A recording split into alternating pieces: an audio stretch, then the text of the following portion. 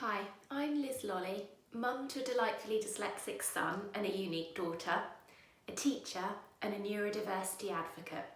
I feel passionately that everyone should be given the opportunity to reach their own full potential. Today I'm going to be talking about mild dyslexia, how to spot some of the signs, what can happen if it's missed, and also some strategies to help. There's lots of information available through websites such as the British Dyslexia Association and the Helen Arkell Dyslexia Charity, which explain what some of the signs and symptoms of dyslexia look like.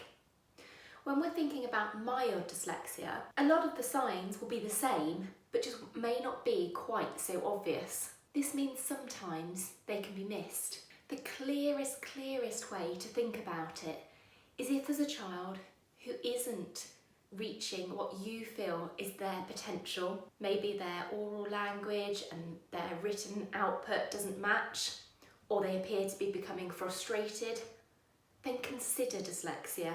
It may be that they do have mild dyslexia, and that's causing some of their frustrations and other behavioural habits. While all sorts of literacy difficulties can be overcome by interventions, strategies, good teaching practice, it's important still to look out for those children who you think may have mild dyslexia.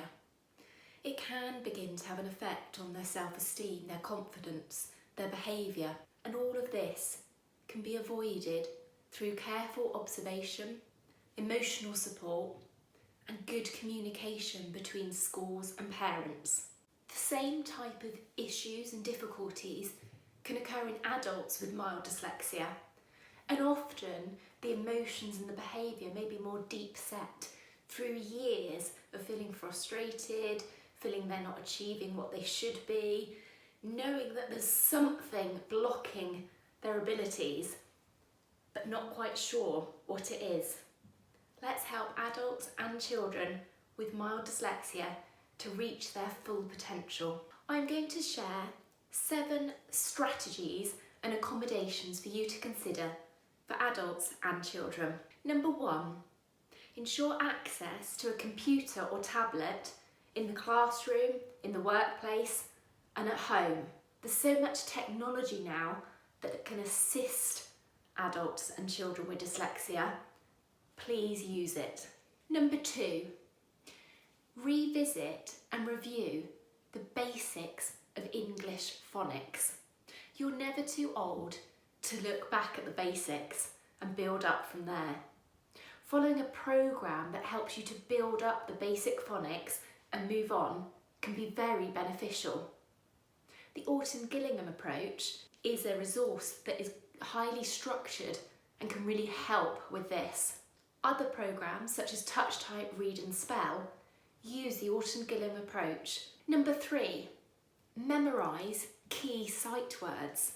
You can greatly increase somebody's reading ability, fluency and comprehension by increasing the number of sight words that they automatically recognise. Number 4, use top-down strategies. So decoding and using sight reading strategies are bottom-up approaches.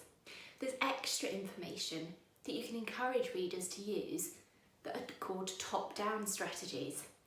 So for example, getting someone to skim through a chapter before they read it.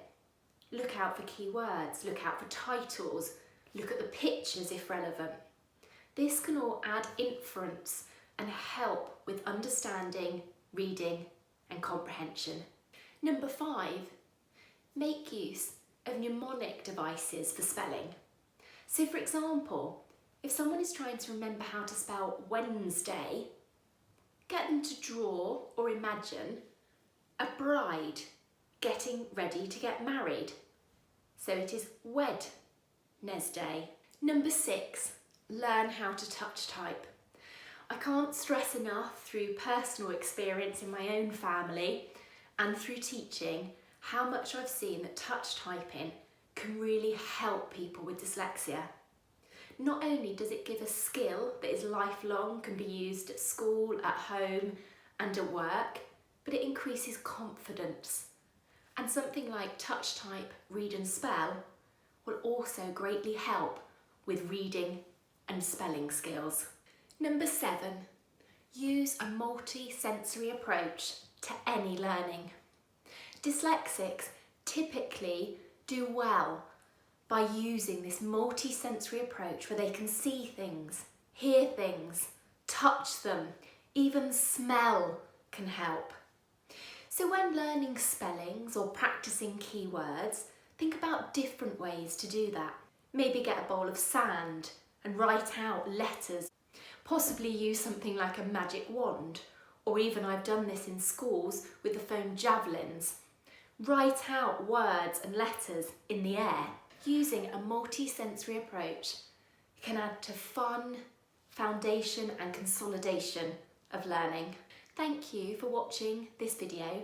I hope you found it useful, and please do follow Touch Type Read and Spell on social media and their blog to find out more.